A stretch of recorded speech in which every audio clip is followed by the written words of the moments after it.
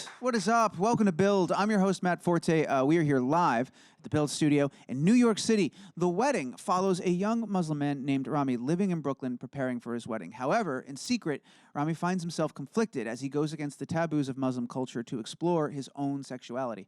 The film examines the impact cultural and religious upbringings can have, even when that individual themselves is not necessarily religious.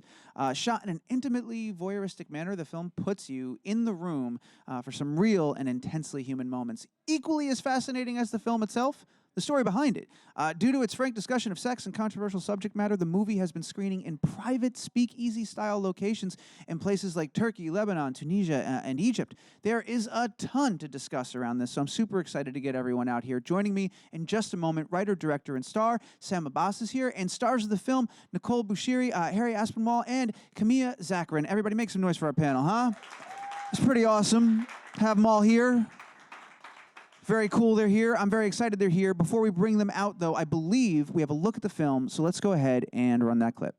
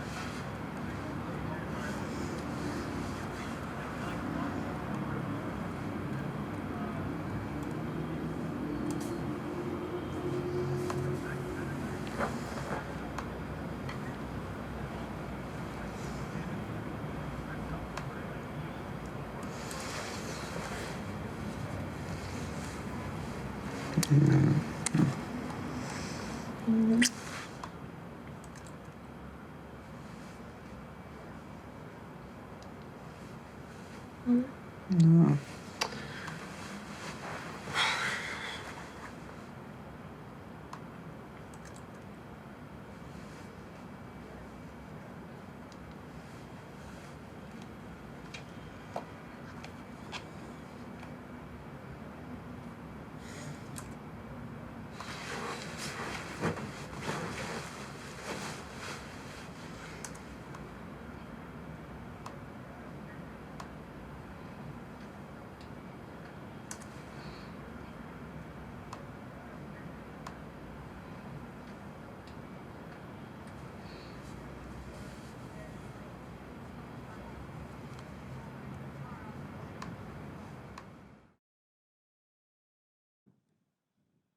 Ladies and gentlemen, make some noise. Please hear from the wedding. Sam, Nikohl, Kimia, Harry, do it up. Come on.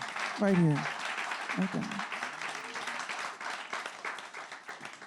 Hey, congratulations on this film, guys, and welcome to the show. Thank you so much for taking some time to come hang out with us and be here.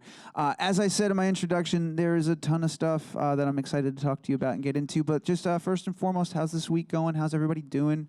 How's life right now? How are you feeling? Good. What's up? Great. Nervous. I ran here from a different shoot, and I was so nervous I wasn't going to get here on time, so I'm going to be very sweaty on stage. Otherwise, it's great. Honestly, had you not said, I never would have not sweating at all. You seem very relaxed. We're all Thank sweating. you. I'm an You're actor. all. I have layers of. That does look like a pretty cozy sweater. I will tell you Yeah. that much. Yeah, so not bad. Well, yeah, congrats on this film. Seriously, there's so many things to be proud about and so many things to talk about. Let's jump right in. This is the inaugural film, not just directorial debut feature length here, but also for and I believe it's Arabic films. It's spelled with a Q. Films, yeah. Arabic films. Yeah. So this is the first one. Was there a sense of responsibility behind this film? It's the first one for your production company, and also the story behind it. What were you thinking going into making this movie and putting it together? Luckily,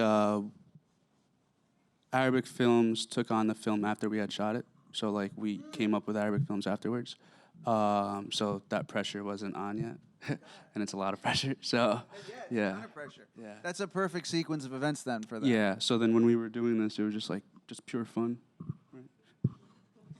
So that's fascinating then. All the stuff that we're going to talk about, the private screenings and all of that, that wasn't in your mind at all when you were putting the No. film together? You had none of No. that sort of in Yeah. your head as part of It the was story? during the editing and post-production stage is when me and my business partner were going through all the logistics of that. That's pretty amazing. Because that begs the other question of like talking to the three of you, how you got involved, and if you were at all nervous or felt trepidation about the subject matter. But I guess not knowing the future of the film, that wouldn't necessarily play into any of the decision making, would it? I think Sam reached out to me a few months, I don't know, maybe like a while actually before we shot the film, and he had seen me in something else and had kind of shaped the character of Sara around me, so that's so flattering. And I remember speaking with him, and he felt very passionate in telling in why he wanted to tell this story, and sharing parts of his own story. We got to spend months kind of like sharing bits and pieces of how we connected to this world, their background culturally, and why and what we were going to bring into the story. So there was that. There's always a sense of importance there, of course, with every film that you take, every project that you do. But I had already done a film that had me banned from the Middle East, so I didn't feel a fear necessarily. I was like, yeah, sure, let's go there, let's do it. And I was very inspired by his passion and bravery in telling his own story. Sam, how did you guys actually connect in the beginning? Because I read somewhere that you had seen Nikohl in The Persian Connection in like 2016. Yeah. So I was something like that. That was the last year Yeah. I worked on the staff at the Tribeca Film Festival, and I had already seen Nikohl in Circumstance. And my third day at working, I would go to work, and then I would catch a movie. And the third day, I was very like depressed because I was watching all these great films, and I was like, I'm not doing anything. And then she blew my mind. And then as soon as she got on the stage to do the Q&A, I was like, I want to work with Nikohl. Yeah. And literally the next day, for the rest of the festival, I'd wake up at 5, 6 in the morning, write, and then go to work, and then watch a movie. And I wrote the whole thing in like a week, a draft of it at least. Yeah. That's pretty incredible. And then I think a lot of people can connect to the first part of that experience, especially a lot of creative people, of being inspired by somebody and being like, I need to work with that person. Yeah. What's amazing is that you kind of manifested it into reality. How did you bridge that gap between writing? Here's the thing, I've done it every week. Now I have to get in touch and find this person that inspired me in this moment. How'd that you close was the gap? hard. Yeah. I mean, exactly. well, I remember after that first week of writing, I was very like passionate. I was like, this is it. And then like I sent it to like an email that you probably never got. And then I was like, for like a whole month, I was just like, all right, well, I guess Nikohl's not gonna do this. And then like when it got closer, I was just like, well, no, I'm not gonna do this if Nikohl's not gonna do this. So then I asked the producer Casey to reach out, like to. I think it came to me through a manager of mine who I've been with for years and years, and she's very supportive of independent film. And not every agent or manager will send you like the little films that come through, but it finally like came. Yeah, and I was so and happy. she forwarded it to me. Yeah. Thank you. I apologize if that was like too inside baseball, but I feel like that's the part of the story that a lot of people go, how do I make that connection? Yeah, right? no, How do totally. you close that gap? And it is interesting to hear just like how the machine sort of works behind the scenes. Harry, how did you guys get involved with the project? How did you come to this script? Yeah. With me, it was just a general like auditioning process. I think it was like something I had seen online calling for Middle Eastern girls, and this was about 2 years ago. There weren't a lot of things for Middle Eastern girls, so anything I saw for Middle Eastern girls, I was like, oh, okay, let me just like submit, and I don't even care what it's about. So I got there, I met Sam, and it was a cool audition because it was all improv. So he gave us like a scenario and was like, okay, here's you, here's a guy, and just have this conversation. And I think the conversation was like arguing about where we wanted to go for our honeymoon or something like that.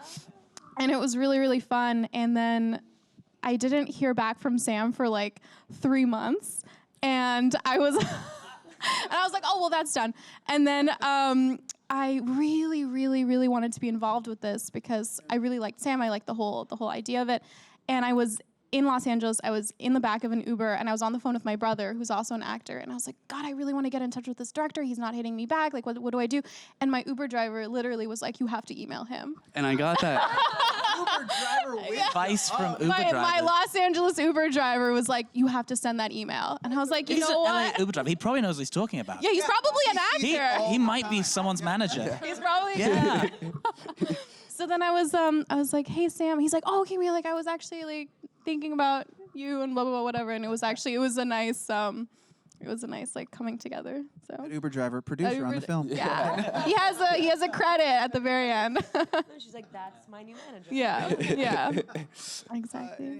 Yeah, for me, it was really much the same as Kimia. Like, I just answered a casting call, although there are endless roles for white guys, unlike for Middle Eastern women. But I was also very excited for the same reason that it was kind of very improv-based. I think we did the same kind of prompt in my audition as well. So maybe after we're done here, we'll just go do that scene again and see what happens. But yeah, I was really excited for that kind of improvised quality, especially since, as Sam told me, it was going to be going kind of through scenes, through the entire scene, and also because of the subject material that it tackled. I think, like my kind of experiences are probably very different from you guys, since I grew up in Scotland and my family is extremely open and tolerant. My sister came out long ago, before I came out. She's younger than me. So I don't think kind of the like background stakes are the same, but it's really nice to get the chance to be a part of these kind of more marginalized and less frequently told stories. Something, and I want to get into that in a second as well, but something you both touched upon is the improvisational nature. And I'm very curious because a lot of this movie, and as we saw some of in that scene as well, is what transpires between the dialogue, the body language, the way everyone's communicating at a human level. And we'll sit there in that moment for a couple of minutes, and you guys have to sort of work through that and inhabit that space. How different was that for you as a performer from other projects that you've worked on before? And how challenging was it to sort of get into that space and become this person? I think when Sam told me about the way that he wanted to shoot the film, there was I hadn't done a whole lot of improv, but I'd done one film where, we'd had quite a bit of room to play, and I remember liking that, but that was a comedy more. So, so this, I wasn't sure how it would turn out. He had like an outline of every scene, but the dialogue, he stressed that it was, if we wanted to rewrite it, if we wanted to add whatever. Yes. Yeah. And when we did shoot it, it was a real luxury, to be honest, to take your time in that way and discover and meander within the scene. And I don't know, how many times did we do each? About 8 to 12 times. Yeah.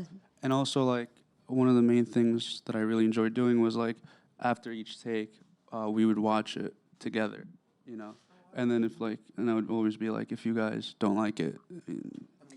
It was very collaborative. It was a very safe place. And, I'd never, I think the subject matter, there's like a level of everyone is very isolated in their own space. So there was that. I think we were all in our own worlds, and you can't help, it leaks kind of into the real time as well. But it was always very collaborative in that if you're like, can we just do one more? Or I think that this is the direction, that what we're missing is this or that, or we need to quicken the pace or quicken the funny because. But it was very free, and it was a real interesting lesson, I think, for me to be able to live through those moments in a pace that feels very real to real life, and so it was a real luxury. That kind of collaborative nature was really striking with this, and the same kind of thing. I felt that, like, I've done improv comedy before, but something like this is so different, and it almost kind of goes against some instinct, at least for me, to to let things sit a lot. And there's a lot of space in this movie that kind of creates this very kind of like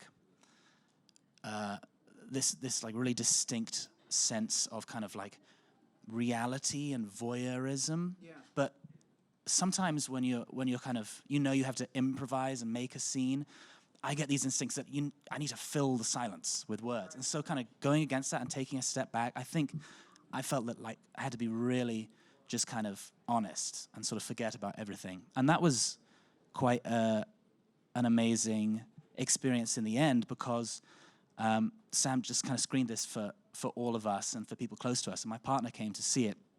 And she's seen me in a ton of different roles and different film projects.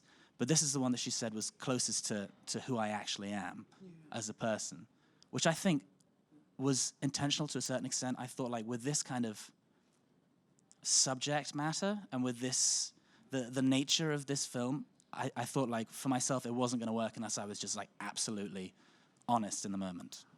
Yeah. I think even though there's not a lot of said, each of the characters have a really rich inner life and inner world that you can, because of that space, you can see and you can feel. Totally. Yeah. 100%. Oh, you were going to say something? Yeah, I was just going to say, I mean, there's not much exposition. It's pretty much it's an observational piece about this couple, and you don't know what happened, but you kind of assume, and you're just like watching them, and you just make assumptions. So like literally everybody that's watching the film is going to have a different perspective on the film. Yeah, and that's kind of the fascinating thing about it. Right, you make assumptions and you sort of project your own expectations through the context of what's going on. As like, oh, I know exactly what this is because of what I've seen and done. Exactly, and also a thing we really noticed when we were doing like pre-screeners was everyone's is going to understand the story differently based on their history of understanding like the Muslim culture, just religion, all these things, you know. Well, that begs the question of like what with these the private screenings that you've been doing, you know, like I was saying earlier, what is the reaction? Have you been getting reactions coming out of that? Because there's been so much secrecy around them, and you've gone to such great lengths to protect identities and protect people's safety. Is there any feedback coming out of that? What are you hearing coming out of? Yeah, the I mean, a lot of people find it really nice for someone of the community to be able to watch a movie theatrically in a location where that's completely banned. Pace is definitely something people are always like weird. I mean, it's funny though because the first cut of this film was like 2 hours and 20 minutes. Wow. Yeah, and now it's an hour and 15 minutes. And like when someone says like, oh, it was like a slow paced film, and it's just like I cut out a lot of stuff. You know what I mean? Like I wanted the 2 hour. You know? Yeah. That's like I'm the type of person like I love. There was recently I think it came out yesterday a review about a 6-hour film, but that's like amazing, you know? Classic filmmaker. You're ready for that. Yeah, I love that. Well, is a lot of that too because you're showcasing them in areas where films like these are illegal or outlawed and all these different things? They're accustomed to, when they do come across films, they're not accustomed to films like this. Films that are Exactly. like this and stories told like this. Exactly. So it's all alien. It's all new. Yeah, because I mean, at the end of the day, this is kind of like an art house film rather than like the commercial blockbuster that most people are. So it's like it's jarring in every aspect, I guess. Yeah. How involved were you within, again, not to get too nuts and bolts, but like the setting up of those screenings? I know you weren't even allowed to go to I wasn't even allowed to go there. So my business partner and a small team did all the logistics for that, and there was a bunch of rules. And yeah, it was like some of the rules, like there was a huge screening process for you to get invited, and if you were invited, you couldn't bring a guest. You can't bring electronics, so no camera, no phones, you get searched. There's 2 people that would stay in the theater during the screening, and you can't go to the bathroom. So someone like myself that has a terrible bladder would have been miserable. Yeah, but if you do leave, you leave. You just can't come back in because there's too many risks. Reporters and critics were not allowed to go because there's too many variables of like whether the theater being identified or attendees or the organizers. So yeah. That's freaking crazy, man. Yeah, That's it was probably, and the fact that I couldn't go and I was here and I was hearing it vicariously through my business partner, it was really stressful. Like my roommates back there, it was just like the most stressful. Yeah. we're going to turn it over to audience Q&A in just a couple of minutes because we got some questions out there. But one of the things I was really fascinated by, Sam, that I read in a recent interview as of December 6th, is that much like Rami in this film, you're kind of leading a double life yourself, and that Not anymore. I was gonna say, No, it's funny, in the yeah. past couple of days, like, have there been any developments? Have you talked to your my family? parents. Your No, still don't know? no. It's funny. And someone had asked me they've never looked you up, and I was like, yeah, they haven't looked me up. And they're like, what about no one's ever told them. I was like, oh, so far, no. I mean, I am prepared to have a discussion with them. You've had that moment in your head. Like, Yeah, you with a lot of through- therapy, I'm ready Yeah, to you're right. but I'm not gonna expedite it myself. It's just I'm just doing, I'm making a film that was really personal to me, and just by doing that already, I felt like a load off my shoulders. It's pretty amazing. Are you? Is there a part of you? Obviously, that's a huge discussion to have. But is there a part of you that's excited to share the success that you've found and share that side? Do they have any idea? They have no idea. They have nothing. Yeah, it's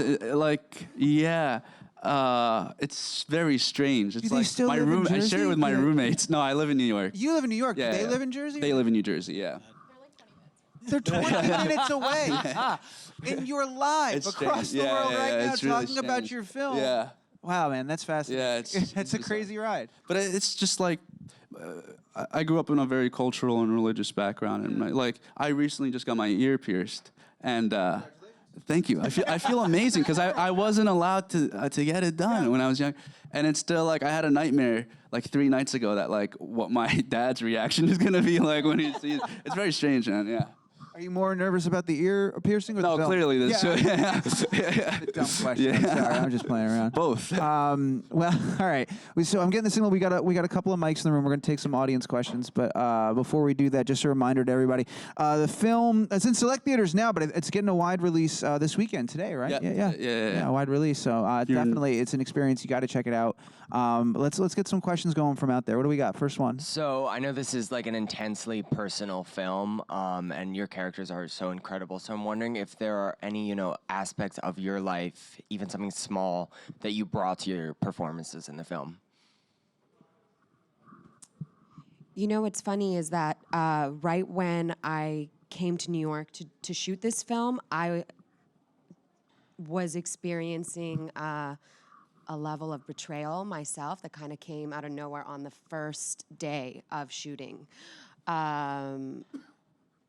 which is the opposite of what you would want. You're starting a new project, you're excited, you want to come with your best face forward and make the most of the moment. And there was just this very heavy weight on my shoulders I felt through the entire process. And aside from just my own cultural upbringing and background, which automatically, of course, I could connect with Sara and this level of secrecy and living a double life, especially as a young person, not so much now. I'm so lucky my parents are quite progressive and supportive, but when I was a teenager, certainly. But yeah, this personal thing that I was going through, I felt was bleeding in all aspects of this film, and it just I could not escape it. So when I watch parts of the film, and that I can see that, it's very strange, and I guess in some way serendipity. Yeah. So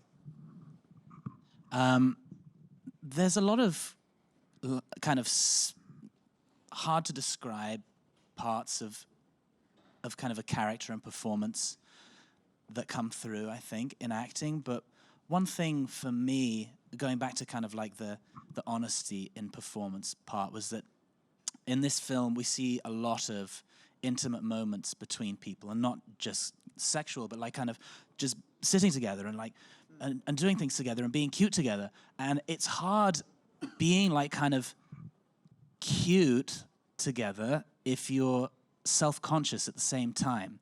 So I felt like the most of myself that I kind of brought to some of this performance was these very sweet little moments that would be so hard to do kind of in front of people, just kind of playing around and stuff. And I think that's what made my partner jealous when she watched it, by the way, because she recognized it. That was a strange moment. I think that, so I was only in a couple scenes, and they were more for comedy relief, if anything. It was Amazing scenes. and it's interesting because definitely that was a lot of myself of how I mean, Nikohl and I know what it's like to be Iranian American or Iranian Canadian, and how it is to deal with this culture that's like so painful. Your two governments are at war with each other, and a lot of it is just like you just have to find anything to smile about, laugh about, like the scenes that we were doing where we were talking about like, you know, how you can be intimate with a boy and still like honor your culture. Like that was just like trying to like be funny and silly about something that's actually like really traumatic and And you know, I love those scenes because your character Kimia is younger, and I feel when you're at that age and you're dealing with that dichotomy, you're trying to find like a way to approach it in a comedic way. Yeah. So that felt very real always.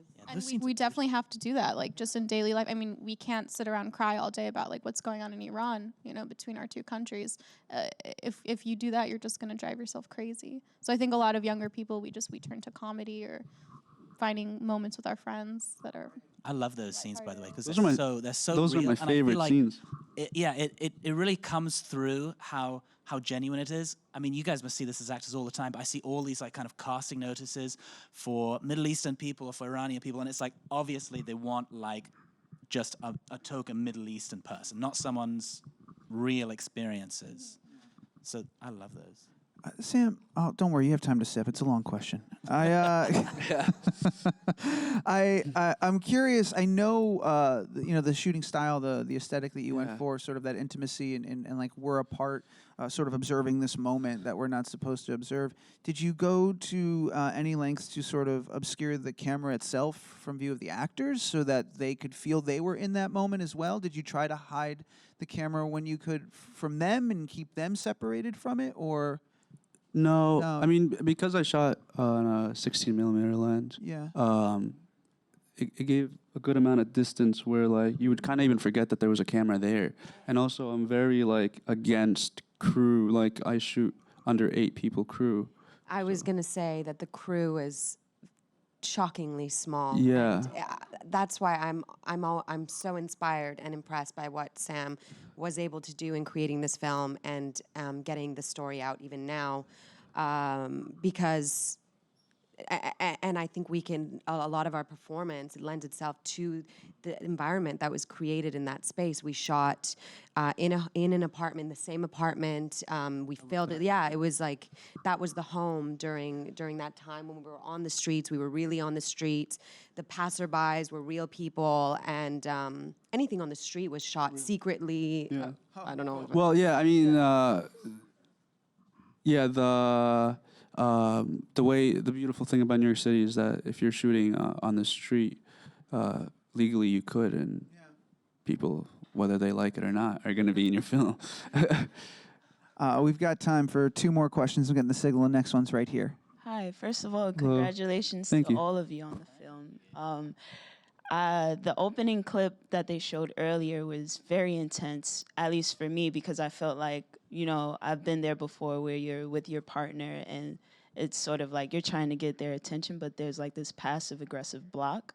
So I wanted to know, as actors, how was it, you know, shooting scenes like that? Do you really go off of what like the director tells you, or do you think about like, I want the person viewing it to feel this way?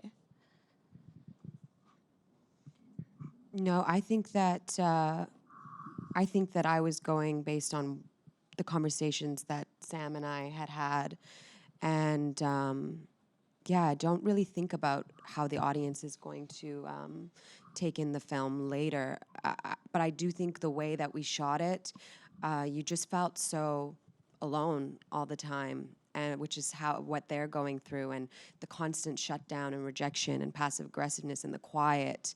You just kind of go deeper and deeper into yourself, which is a strange place to be. Yeah. It's a great question. Thank you.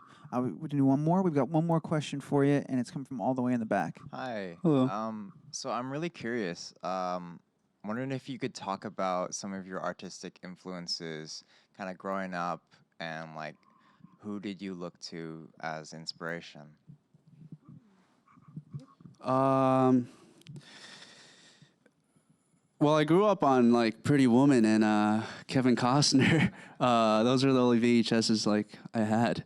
But then like as I got into film, I have a good friend that introduced me to like the Asian art house scene, Hao Xiaoshan, Simon Yi, Hong Sang-soo, and it's very slow cinema, Romanian cinema as well. And I just love the beauty of just watching life, you know? Like I would be more than happy to just shoot all of you guys just doing what you're doing. And I find that interesting. You know what I mean? Like, yeah. And there were some very specific references that you shared with me. Yeah. So like relationship-wise, we talked about like Blue Valentine, Like Crazy, because like there's beautiful elements in those films where like in Like Crazy, for instance, the scene where they're like arguing over nothing essentially, but that's relationship. I mean, like, it's like When they're like hangry. yeah, yes, exactly. In the market. Yeah, And it's like, do you want to eat? No. where should we eat? And trying to make a decision. Yeah. And it's like two people trying I don't want to eat anymore. align and live a life together, and that's really difficult sometimes. Hangry is definitely an emotion I've come to understand since being in a long-term relationship. Right? Well, I now have seen the pattern enough times of me getting annoyed while making breakfast that I finally truly understand what hangry is. That's pretty amazing. Thank you for your questions. You guys are in a fantastic audience. We've got to wrap things up. I'm getting the signal over here, but I want to thank all of you again for coming by and hanging out with us. It's been so wonderful much. having you here. Having And congratulations on the film. Reminding everybody it's in wide release this weekend right now. The Wedding, it is an experience. You've got to go check it out. And everybody join me one more time in thanking Sam for being here, Nikohl Boosheri, Kimia, make some noise. Come on. Let's go, guys. Let's do it up right.